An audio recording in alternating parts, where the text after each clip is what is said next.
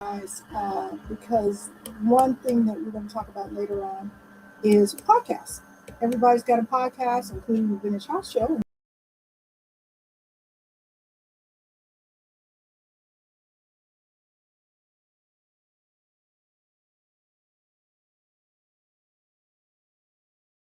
Different, and certainly powered by my time at the Vintage House Show. We actually use some of our actual interviews from the past for it, but it is called Chicago House. Um, I'm sorry, it's called House Music Chicago Testimony. Do I know the name of my own series? And, and I produced that along with Hannah Beatty, also known as Beatty Girl. She's my co-producer, editor, executive chief. She coaches. I mean, she does it all.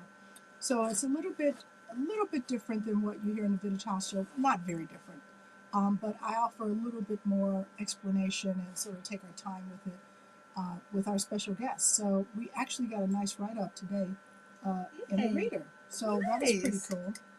So we're going to play just a short clip. I think you have the long one there, Lauren. It's You want to go back to the trailer? Yeah, just we're going to play the trailer for you so you can just get a sense of the show. And hoping that you will check it out. It's on Spotify, Apple, wherever you get your podcasts, you can hear it. So I think we can play it for you right now.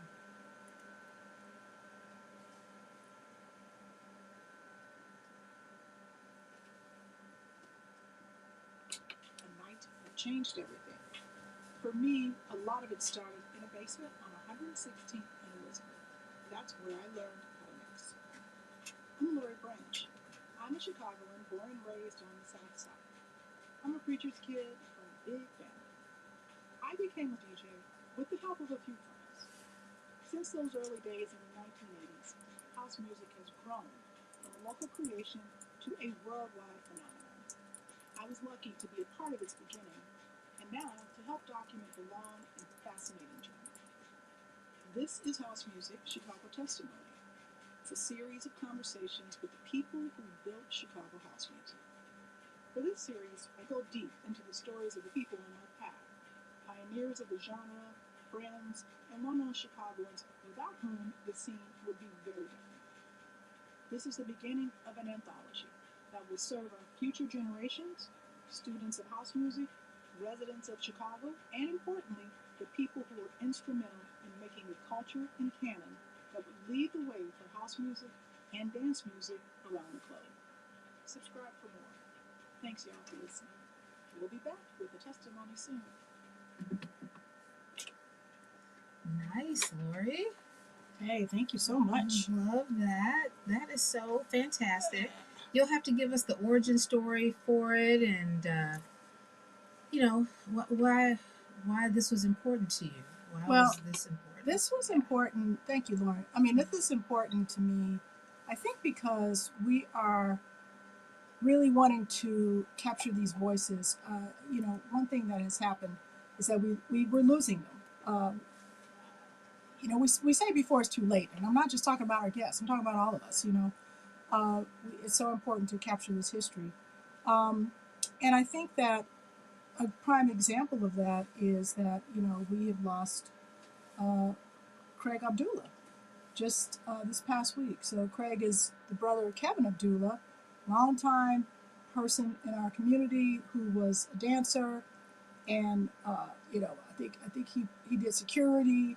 He was with the crew at the power plant. At the power plant. Was he at the warehouse too? Or was I don't know. He was with Frankie everywhere. I know they loved Frankie, right? And yeah, I was so pleased. When I started doing this work, really attempting to learn more about the house music community and who was doing what, who was behind the scenes, the name the Abdullah brothers always came up. Yes. And to me it was such a, it was like he was somewhere, and I was like, why is he not on the show? Like, we need to talk to this guy. So yeah. It was such a pleasure to meet him and his brother, and maybe we could find the audio for that. We do have a video for that, but it's not a great video. It's just recorded the things that were happening sort of behind the scenes. So I just really look forward to sort of maybe revisiting that, and please let's Abdullah brothers, we are very, very sorry about our loss. I mean, his story is so important, and we have lost a member of our house music community. So, would love to have anyone back on in studio to talk about his life as well. We want to continue to remember him and the things that he did back in the day, and how we remember what was happening during that time. So Kevin, we really are praying for you and thinking about you during this time because we know it's not easy. Yeah, big shout out to Kevin Abdullah and his family. We're just really we're feeling for you, brother. Kevin had a we had a great opportunity to come together as community, and I have to tell you, Lauren, I mean, it was just incredibly emotional to me. Mm. I was it was emotional because losing someone so young is hard. It's already hard, but then to go to a community where sort of everybody's feeling that pain, like just walking into the room, I was sort of overcome. Mm. And I see my brother Kevin, and I know what it's like to lose a sibling. It's very tough, especially someone who is young, because you feel like it's not fair. Like what, why does that happen? It truly isn't fair. It really isn't fair. And but I think again, this becomes a wake up call for all of us that our health is so important, our history is so important. We have Yeah. to protect both of those things and talk about people, talk Yes. about everyone's contributions to all the things that they did, and do it in a way now where we're giving people their flowers today, which is why I'm While so they're proud alive. of your podcast. So That's you're right. looking to do something a little bit. I mean, that's what this podcast, I mean, this radio show and podcast is about that too, preserving these stories. But Absolutely. a deeper dive is critical. It is important. And hey, Scott Lee, thanks for tuning in.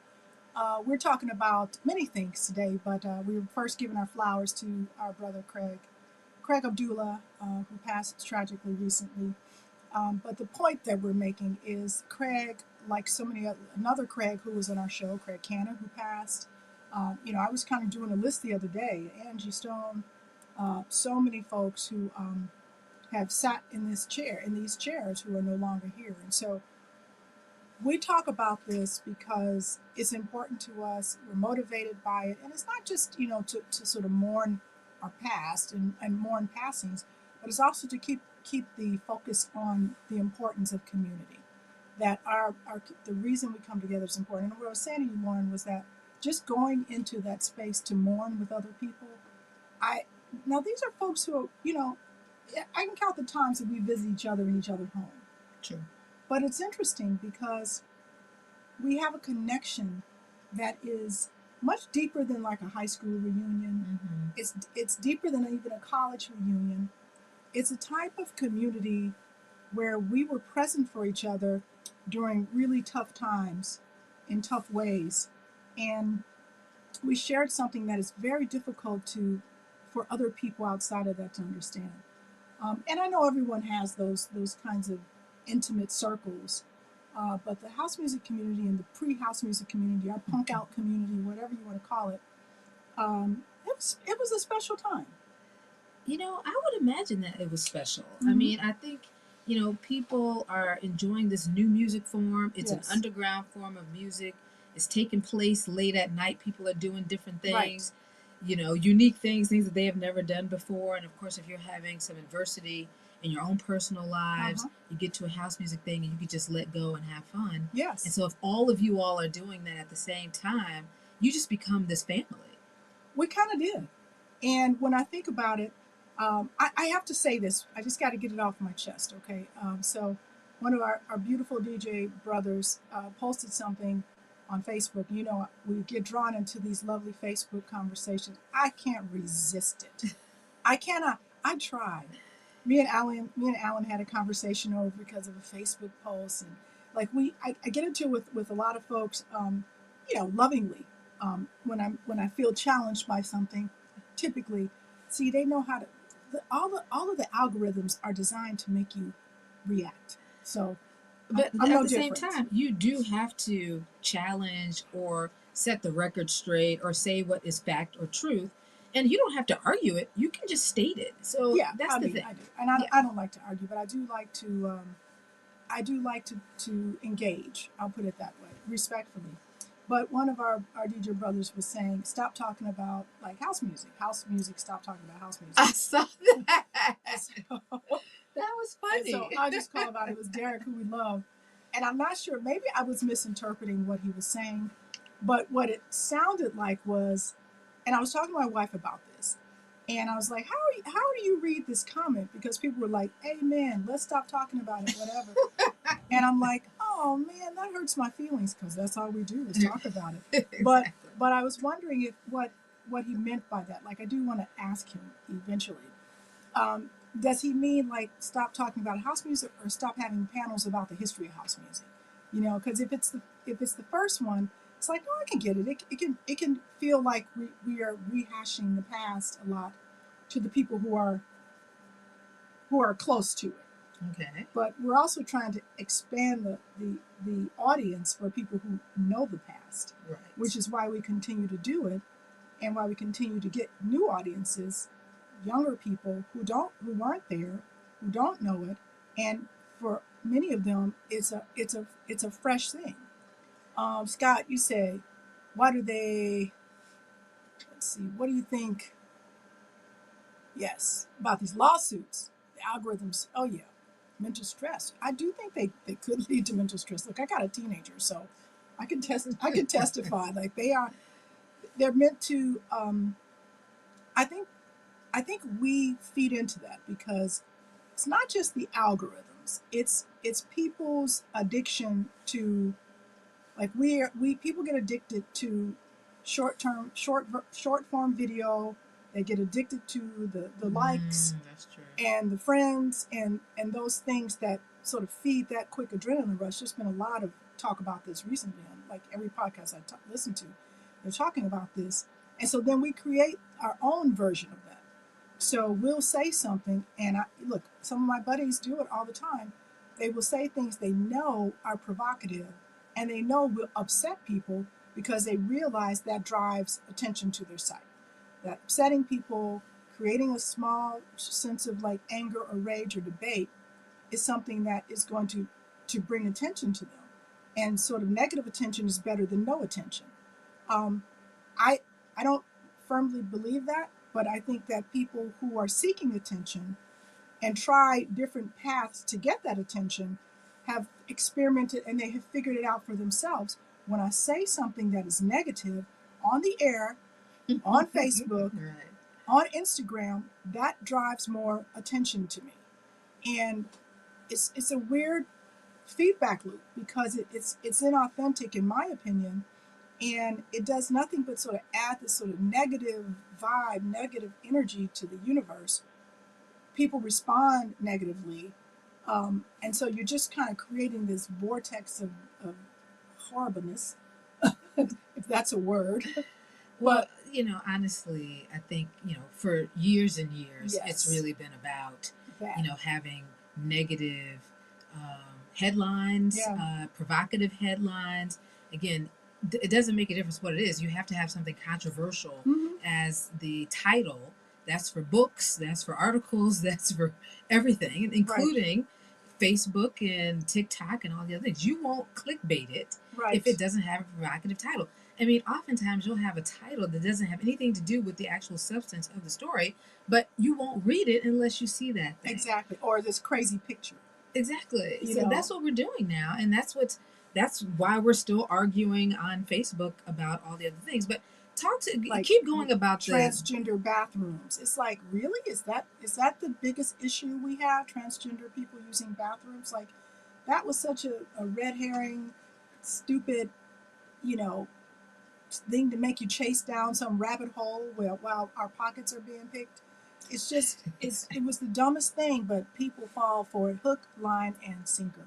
Okay, so we have so many things. We do have so many things, but I do want to talk about that. Did you actually like, I'm not sure if you, thanks, because I can't hear myself. Thanks. I don't know if you really went down the whole as much. I want to just be quickly, you said house music, stop talking about house music. I didn't think any one of those ideas, whether it's just house music, talk about house music, or people having panel discussions, none of those things are incorrect. All of those things should be done and valued, as I Right, see it, right. as an archivist and historian. You know, Yes. if you stop talking about the history, if you stop talking about what's happening today, then Mm-hmm. no one cares. Then no one's continuing to evolve it, or you know Yeah. what I mean. People sometimes it's more than just listening to house music. Yeah. You know, we people need to talk about it I listen. and study it, which You're is why we're doing what we're doing. This is why we're doing what we're doing, because there should be, there is a means to an end. And I honestly, I don't think I would be satisfied with what we've done so far, which is why I'm doing a new podcast. It is called House Music Chicago Testimony. Please go to Spotify, Apple, follow the show, press follow, so that way we get Yes. traction and we know that we're making some kind of difference, and listen to it. So just so you know, we have five. Besides my introductory session, which lasts it's about a 30-minute session where I talk about sort of why we're doing this and a little bit of my own history. You get to hear Lori Branch at 8 years old. And then we get into 5 in-depth interviews with Robert Williams, Craig Loftus, Disco Tony Shelton, Vic Lavender, and Dajé. Wow. And so it's really kind of a cool mix. There's an article about it in today's Reader, so check that out if you haven't seen that too. Did you post that? I did not get a chance because I was working. So post it and we'll share it on the Vintage House Show Facebook, social media pages as well. Yeah, but that's exciting. Yeah, Hannah Vidi's doing an amazing job. She's just such a beautiful, wonderful person, and she is very talented.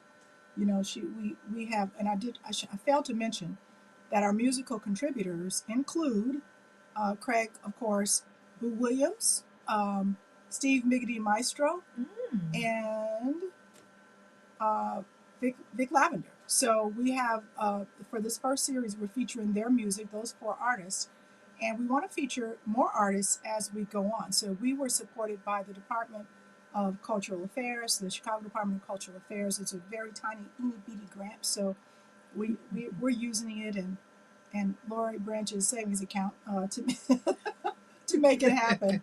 But yeah, you want to do it right, you got to do it right. That is amazing. Yeah. So, but I do want to, I have a few things to discuss today. And one is, since we're talking about history, one of the things that's happening all over the place is this return to vinyl. What we have, the wax bar, Lee Farmer's situation, vinyl bar. Wax vinyl bar, yes. Wax vinyl bar, which seems to be really popular. I know, I have a monthly residency with the Good Girls DJ crew. We got a set Saturday at the Treetop Salt Shed. It is sold out. Nice. It is sold out. But if you want to go to see our vinyl, party, and we call it Old Gold because we play like songs from the 70s, 80s, 90s, early 2000s. But it's all vinyl. Okay. All girls doing all vinyl. So we do that once a month with Kristen Kaza, her slow-mo productions. And so that's happening. There are other all vinyl parties. I'm just seeing more and more of that pop up. What do you think that's about, Lauren? Well, people say vinyl never left. I mean, there are people who are purists who love the jazz, love the blues on vinyl. It's not going anywhere, but it's just, technology continues to introduce us to new forms of doing everything. You know what I mean? So we gravitate towards that. But again, most people say vinyl never left. DJs were still spinning vinyl. Y'all were still spinning vinyl. It wasn't like completely done. We stopped for a long time. Like there were listen, I had to dust my stuff off. Did I just see my brother Omar Bay? Hey Omar, as we went to church together, we were kids together. It's so good to see you. Where'd you go? All right, I missed your comment. It's good to see you, my dear. Okay. Let's talk about vinyl. We're talking about vinyl records, okay? Anybody know who this is? If you know, shout it out. Do you know, Lauren? I don't. I'm trying to look at the back. I'm not gonna let you look at the back. I'm just gonna trying to read the names. I'm just gonna show it to you like that. Bam. ESG. All right, so Lauren doesn't know who that is. Let me see. I'm going to show it one more time to those who are watching. Bam. That's it. That's all you get. Put the comments on Facebook Live or Twitch or YouTube, and we will Put them All on there. right, What Scott. is that? Scott knows it's Moody. Ah, Scott. It is Moody, right? So that is an iconic. That's an iconic cover. Nice. These are my sisters who are in Moody. It's a family group, and Tito. It's 4 people. DJ Melody said also had Moody on there. So hey, she's on the other page. She's on the Vintage House Show page. All right, y'all remember this. Y'all remember this, right? So we have Renee, Valerie, Marie, like, Deborah, and Tito. Do you know that these guys still perform? Like, I was just talking to someone. He was like, yeah, I just saw them in New York. Whoa. Yeah, they still perform. So when I think about the beginning, it's these kind of tracks that, like, this is not a Chicago track. This came out in 1980, and this was not disco, because this is kind of like new. I would call this like new wave music. 1981. This came out in 1981. Wow. And am I challenging your skills, Scott? Okay, I'm sorry. And DJ Melody's on point. Thank you, DJ Melody. And so it was in that era. This is an era that we do talk about a lot, because it was the birth of something new. Because we weren't necessarily calling the songs house music. We might have been calling warehouse music house music. But the actual tracks, we called it punk out music, because we didn't really have a name for it. And even when you look at these records, they're not really described themselves. You know, they're not really sort of giving away what the genre is. So we talk about the B-52s. This was something that we would play at like the Loft and some of these other parties. This was the popular one that had Planet Claire and Dances Mess Around, Rock Lobster, you know, those things. Yeah, we called it punk rock. Daryl, what's up, Daryl? And it wasn't really like hardcore punk rock. It was more like softcore punk rock. I wouldn't say softcore. I don't even know if that's a term. I think that is a term. I think that's softcore. It was kind of like radio pop, because some of this you could hear on the radio, not Moody, unless it was part of like a WGCI or BMX Hot Mix or something. Okay. They weren't just playing Moody like to play the song all the way through. You were only going to hear that if you was at like a high school party or one of these other places. Exactly. Thank you, Rick Lenore. Hey, what's up, baby? Big shout out to Rick, who's a part of that whole institution.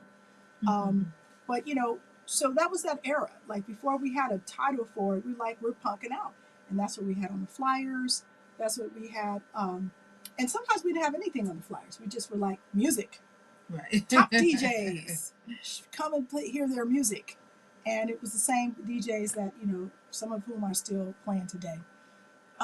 Safety Pin Jeans, The Clash. Oh my God. Yeah.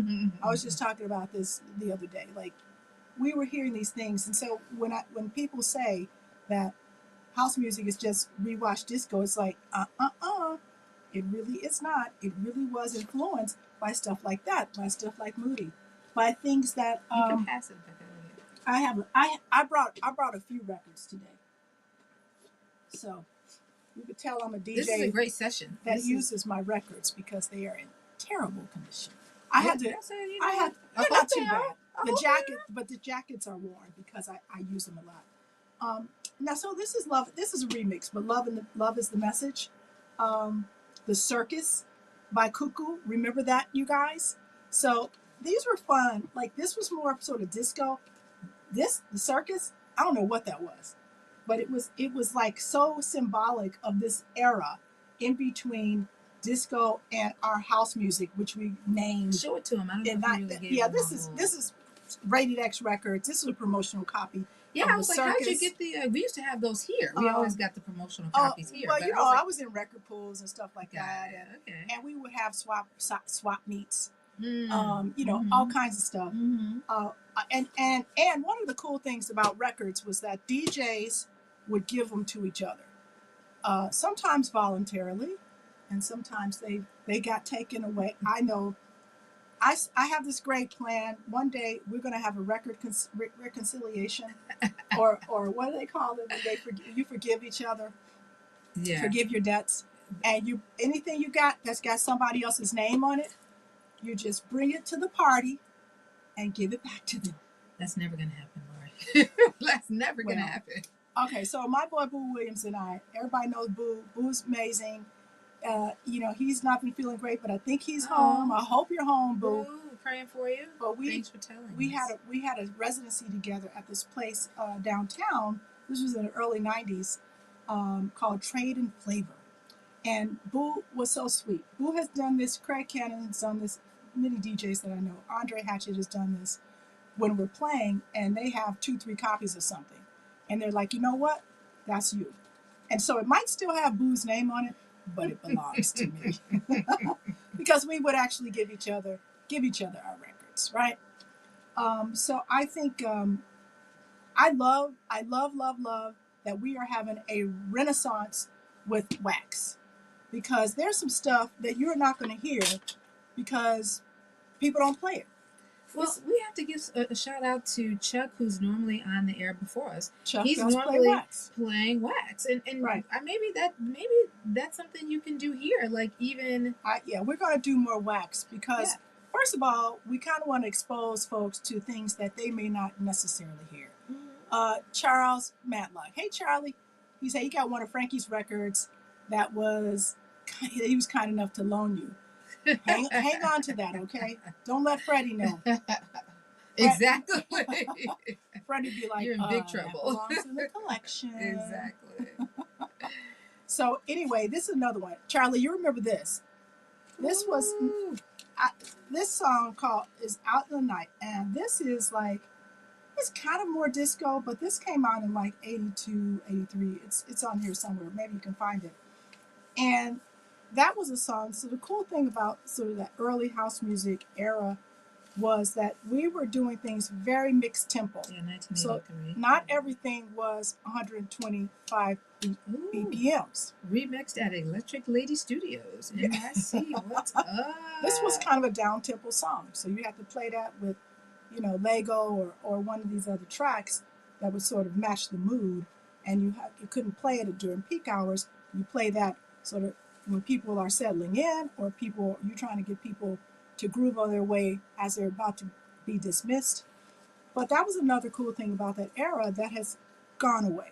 It's rare that you're going to get folks who are doing, you know, this may not be common nomenclature for folks who are not DJs, but when you talk about beats per minute, BPMs, we say that, you know, sort of house music is typically somewhere 123, 130, some, you know, much faster for techno, much faster for EDM, what have you.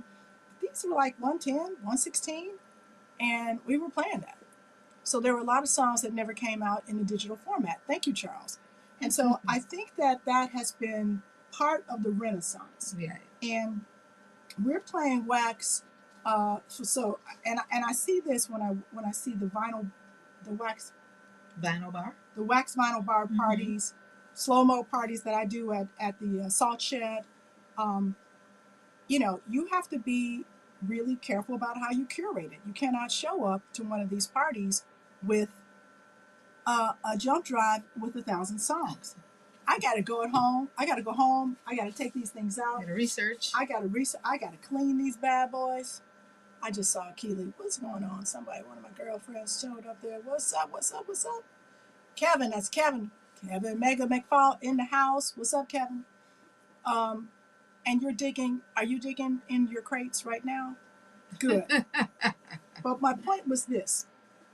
Part of the beauty of doing vinyl parties is that you're going to get a different kind of curation from the DJ. It is not the same as a digital party. So know this if you're listening to it and you haven't had a chance to experience a vinyl party because maybe you have grown up past that era, or maybe you just don't care. I'm asking you to think about going to, when you see vinyl parties, check it out. Because A, I do think it sounds differently. I think there's a richer tonality to it. And B, as Charles mentioned, some stuff has never come out digitally. Exactly. And the only way it is digitized if a DJ at home digitizes it and plays it. And those are never quite the same. So, and you get to see it. It's a tactile experience. And it also, you know, for DJs who are new to the scene, I say learn how to play on vinyl. because it's going to make you more well-rounded. And as this renaissance continues, you might show up somewhere and that's all they got is turntables. Playing records is way different than files. It is. Charles, how do you think it's different? How do you think it's different? You know, as someone, I mean, I started my DJ career here with vinyl. With records, we didn't right. have anything else. Uh-huh. And I do think it is a richer feeling, just something more robust about the music. But, you know, I feel like it's, you know, you have to have a skill, you have to have that talent. Yes. And you can tell that people are really thinking about the music a little bit more when it's vinyl. I just feel like, you know, when I just using Derek Carter as an example, who I believe is, you know, an amazing DJ globally and today. But when I see him, you know, with vinyl, I feel like everyone's going to school. Like we are learning right there with them. We're like, what is that? And you know, what's going on? It's a very different ballgame when you're just sort of on a computer doing this or that. It's like we want to know what he pulled out and we want to see the whole thing. It's a show. It is. It is a part of the performance. So Kevin, you love vinyl because you love watching the grooves on the vinyl record. Me too. So I want to show you a couple more, and I don't have the original cover for this one. I have it somewhere because this one is probably a remake. But this original Solid Old Gold, Is It All Over My Face by Loose Joints. Everybody knows this song. It's a call and response song. It's a classic. What is that? Is that disco? No. What would you call it? What do you call Is It All Over My Face? It is a different energy, Omar, I agree. Anyway, this is my. So what year was that? So this Is It All Over My Face, with the female and male vocal, and some I used to play the male vocal a lot, but now you really only get the female vocal. Most of the time, nobody's playing the male vocal. This came out in 1980. I have a lot of songs from that because that's a good question. That should be on a poll. Like, is it disco? Is it funk? Is it R&B? Is it what is it? I mean, what is Loose Joints? We need to ask Loose Joints. Where are they? Where is Loose Joints? That's what we need to figure out and have them comment. Hey, Dale Morrison, what's up? Hey, Dale Morrison. Dale, we're asking the question: Is It All Over My Face disco, punk rock, new wave, somewhere in between there? If you have an answer, I'd love to hear it. We know it's black music, so if we just start there, it's black music. Let me ask you about Is It All Over My Face. Now, we love that song. The female vocalist, who I don't know her name because they never put the women's names on anything back then. I mean, she's why all of the vocalists are so angry. Still. They should be angry. Yes. But she had a crazy voice. That's true. If you think about it, not very melodic, kind of kooky, but makes the song. You know, sometimes it's about like the character. What would you call Big Freak? I'm a big freak. I don't know. It's kind of disco to me, but again, it blurs that line a little bit. All right, so we know this is. I'm going to skip ahead a few more years because this is the whole Kashmir, all the mixes of "You Got Me Up," and Dajae, Brighter Days remix, Underground Goodies. This is like the best. I absolutely love this. It is. You say it's mostly disco to you. Okay, Dan. I love Dajae. The reason I'm bringing this up is this is when it was sort of firmly established.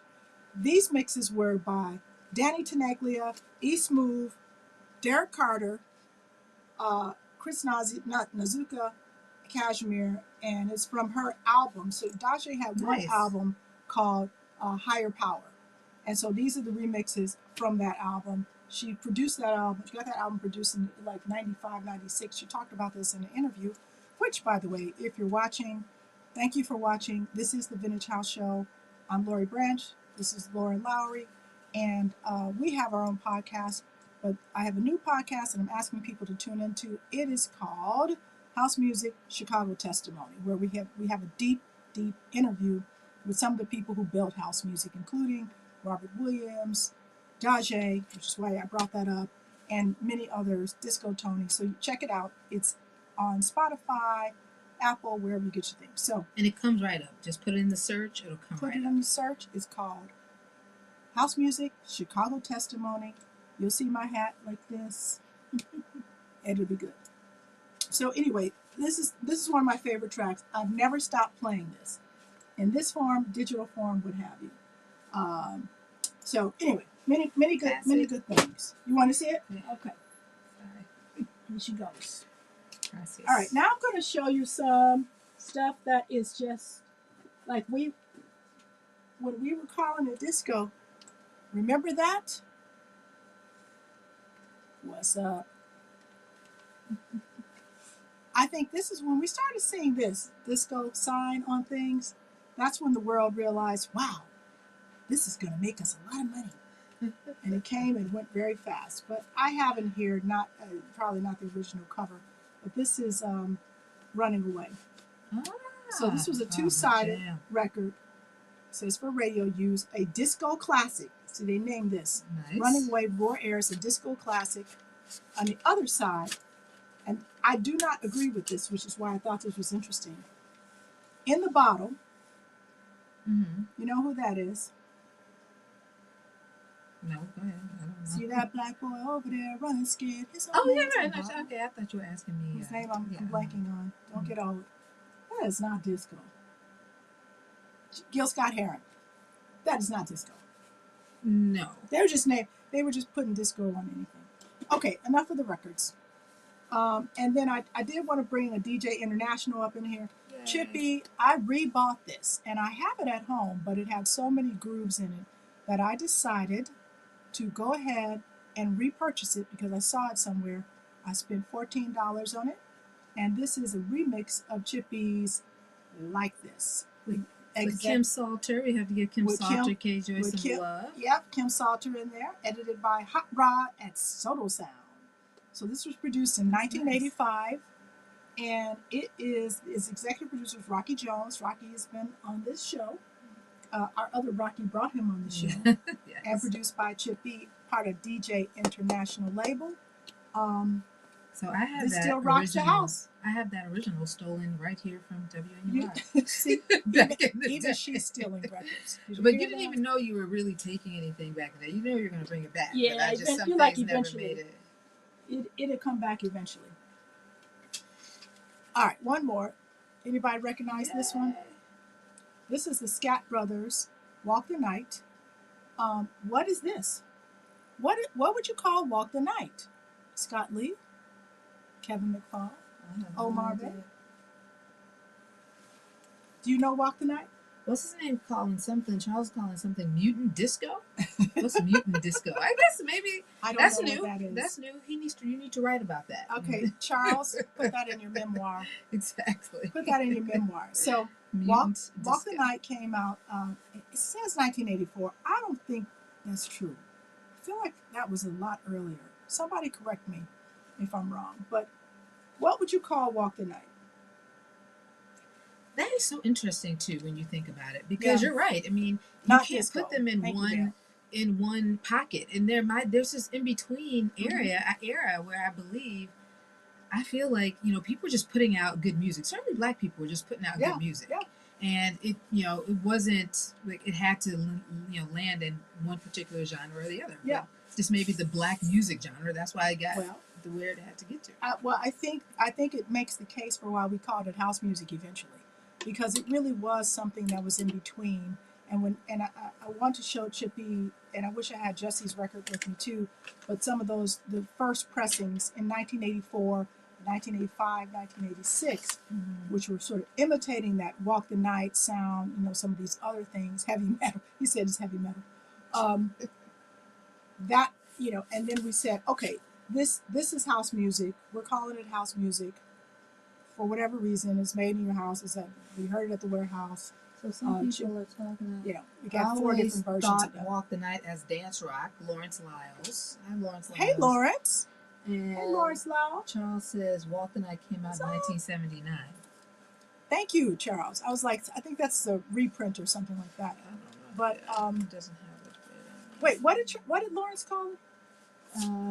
No, he called Mutant it Disco. no. Oh, He called it that's a re-edit. Thank you, Dance Charles Rock. Williams. Dance Rock. Dance Rock. Okay. Right. It's more rock than anything. Thank you, Omar. Well, this is the point that I'm making. So, and I guess I've made it. You guys have heard it enough. I don't have to rehash that because I did do an interview recently with this young man who's on the East Coast. His name is Armando X. So I want to give a big shout out to Armando X because he's doing some really intensive research. He's talking to people all over the country and really knows his stuff. And this is a young guy who's a DJ and a promoter. And we had a very long, interesting 2-hour discussion about Chicago. Wow. And he really wanted to understand it. And so when we talk about why are we continuing this conversation, it's for people like Armando, who says, listen, here's what I heard, and I'm going with that. I'm not going to let a young person go with that story that's incorrect when we know what's up, and we're still here to talk about it. So, Lauren, I don't think we're done yet. I feel like there's so much more to tell, and including your story. I mean, you've interviewed 1,000 people, and you continue to interview people, but we don't always know all of your story. We hear bits and pieces of it. The documentary had bits and pieces of it. Yes. But, we still don't know everything about your story, which also helps all of us understand more about what was happening during that time and how the genre flourishes. So yes. I'm so excited about the podcast, but I'm definitely sick of talking about myself. So if you want to know more of my story, talk to other people who know me. Omar's known me since I was 6 years old. Well, we should have a Lori Branch Day where we bring in all the old folks and just let them rag on you. It's like a roast. I will take a roast because I'm not telling my story any more times. It is so boring to talk about yourself, right? I don't think so. I still feel like there's little things that we still don't know. Well, then y'all can talk about it, but I'm done. But you see, you're agreeing with Derek then. I think house music has to talk about house music. Okay, that's a low blow. Low blow. Well, I just think, there's so much great information out there that we don't know about. And so many things need to be done, from memoirs to books to whatever it is, we need more of it. And young people are looking to move the the genre forward and learn more about it. Right. And so happy that gentleman, you got to let us know when you're doing things. I don't look at the stuff that much. Listen, and I'm just looking. 20,000 people watched the last one. I was like, he's like, we're getting a lot of traction. And I looked, it was like 23,000 views. Wow, nice. And so I'm like, okay, there's definitely interest in this. So people are interested. Well, when will we be done? Okay, so what we're talking about, Scott, Omar, is like, are we done talking about house music? I don't think so. I'm responding to a post by one of my dear, lovely, beautiful producer, iconic people in the community who's like, let's stop talking about house music. And like I said, I don't think he meant stop. I think he meant let's stop having panels and chewing it over and over. Well, maybe let's stop arguing about it. I would love to stop arguing about it. We don't need to do that. Here's where I'll be satisfied, and I think hopefully you guys will be satisfied with this too. We get our own museum in Chicago, which we are moderately working on. We get a museum. We do have at least 2-3 more books that are not about three. We need 50 new books. I mean, there's so many different angles in which to tackle this music and its history and its trajectory and its future. We need a course at Northwestern. We need a course at Columbia. We need a course at Loyola. We need a course. We got to give at Chicago State. Dr. McNeil has a house music or sort of black music, wonderful Chicago music course at University of Chicago. Thank you, Dr. Maida. Thank you, Dr. Maida. But we do need a fully fleshed out course that is about Chicago house music. That's got to be in these universities. We have to have the textbooks to back it up. We have to have a museum where people can go to, or at least learn more. And we do have to shout out the Chicago Electronic Music Conference that's happening April 11th on Saturday at the Ramova Theater. I think you're going to be. I will be there. You will be there speaking. Shout out to Cameron Phillips, who's curating your panel. But we also will have the folks, John Reinecke and Kim Yo, who are the founders and leaders of that conference. We will have them on the show next week. So That's fantastic. they're going to tell us their origin story, but they're also going to tell us why this was important to have. Why would these young people, and these are young people who are interested in the music, Mm-hmm. its beginnings, and concerned about its future. They want to be a part of its future. Yeah. And I think part of the reason we continue to talk about this is we are concerned about the future. Too often, when Black people withdraw from something because we're exhausted, Exactly. So true. because we get old, or because we're not being paid, or we have other priorities, or we have kids and life gets in the way, something comes in to fill that vacuum. And when that thing comes in to fill that vacuum, it is often commodified and quickly taken away from us. Mm-hmm. And we just, we cannot allow that to happen anymore. I mean, not that we can control what happens, outside of us, but we can at least control what happens, within this city. I know we can try to do that. Hey, Linda Red, it's nice to see you. Need to have more collaborations. I think I saw you won a plank contest on the beach. I was like, was that you, Linda? Was that you winning a plank contest? I think you planked for about 2 minutes. Can you plank, Lauren? Yes, absolutely, I can plank. Hey, by the way, there's a Dan Martinez that says one story that needs to be told is how the Hot Mix 5 is equally important to the creation of house music, the original House Mix 5 before Scott left.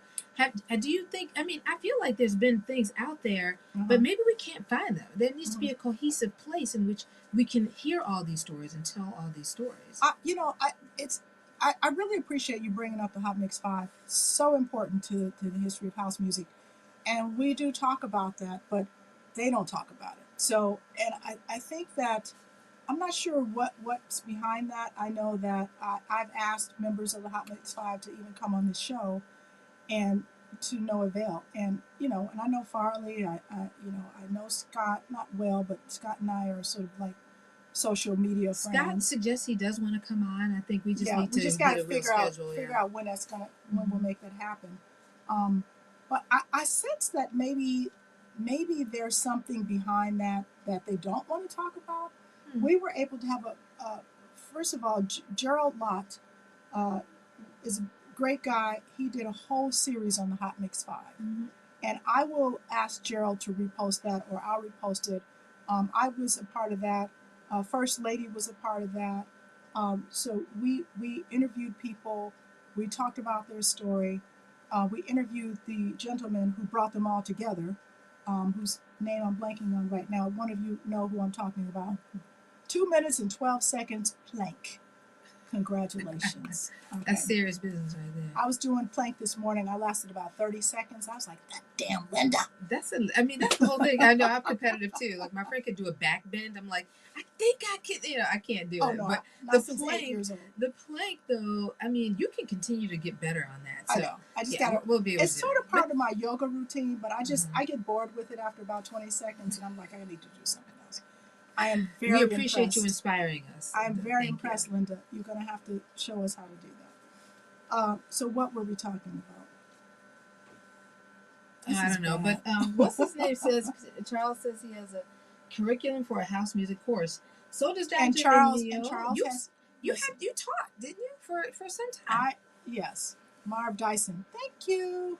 So Lee Michaels. It was Lee Michaels. Lee Michaels came on and we did 5 episodes with him. And so he talks a lot about, I learned a lot from those interviews because he talked about why he brought this group together, who they were, and who they attracted. Like, it was a carefully curated, produced kind of event. And this venture of his was very successful because that's when things changed dramatically, when it became broadcast ready, highly produced, and out to millions of people. On a Saturday night in the city of Chicago. I was a part of that too.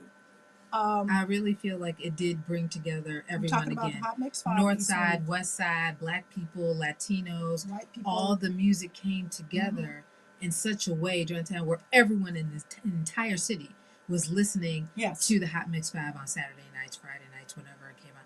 They were so critical, certainly to a particular age group. And these are the kinds of people today that are making Chicagoans, less critical of others, less afraid of, stigma and sexuality. I think the Hot Mix 5 had a lot to do with that. And I'm sure that podcast that you all did really explores that more as well. It does. Yeah. And Chrissy was important to that story because she was on the radio. She was the first female DJ to actually be to approach them and be like, "What's up with giving women some shine?" And they're like, "Fine, submit your tape." And they put her on a Thursday night. Nice. And so she had a hot mix on the on the air. I think this was like 83-ish, 84, maybe mid 80s. But kudos to Chrissy. Hey, oh, and here's one of the hot mixers, Mortimer Snurr III. I love that. Steve Mickety Maestro. We were just talking about that. It was education for you. You took those lessons all over the world. People did. People were taping them. We were listening to them, and there was some controversy. If you think about the folks who were like in that slightly earlier era of the late 70s, early 80s, and we're listening to the Hot Mix 5. It's like, wait, you just mixed out of the best part. Hold on. And, Lee Michaels explained, listen, people were in their car for 20 minutes. You cannot play a 15-minute long, ain't no mountain high enough remix that goes, for 15 minutes. So you had to do it in and out. Alan King says the house music story is messy, unfortunately. Alan King, you are correct, but we're here to clean it up.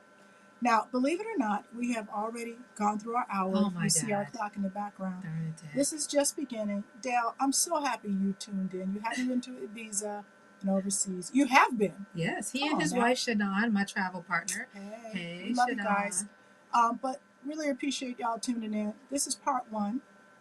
I'll be back in a few weeks for part 2s and 3s. And if you have a chance, come see some wax. Can we show some wax before we get out of here? See live wax music. You can go to Wax Vinyl Bar. You can come. There's a bunch now. There's a bunch of European bars that are everybody's vinyls playing in the title. Wax. It's a different big business now. It's a big business. I'll be at Sauce Shed once a month. You check out my social media pages and make sure you tune into the new podcast, which is House Music Chicago Testimony. Please go. Please follow it. I really would appreciate your feedback on it. We do long form interviews, and they are really, really interesting. All right, we love you guys. I hope you have a great rest of your day. Peace.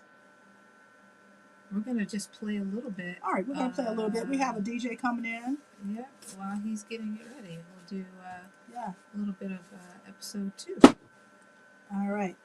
Thank you guys for watching, listening. WNUR 89.3, Evanston, Chicago, HD1. Bye, everyone. Thanks for streaming in. Uh-oh, we're trying to find the music for you guys. Give us a second here. I got it on this. Oh, I see. Got you down. Okay. I don't hear it. Thanks for listening to the Vintage House Show podcast.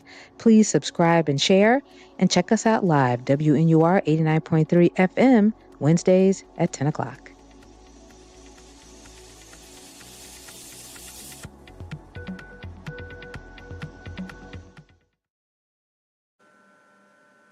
What's going on? I don't. Yeah, I don't know why that. Right. Yeah. So then. Oh, because we didn't have it up. The genre might not even exist. All right. We're certainly not the term house music. Hey there. The man is Robert Williams. Hi. How are you? Doing pretty well, are you? Chicago.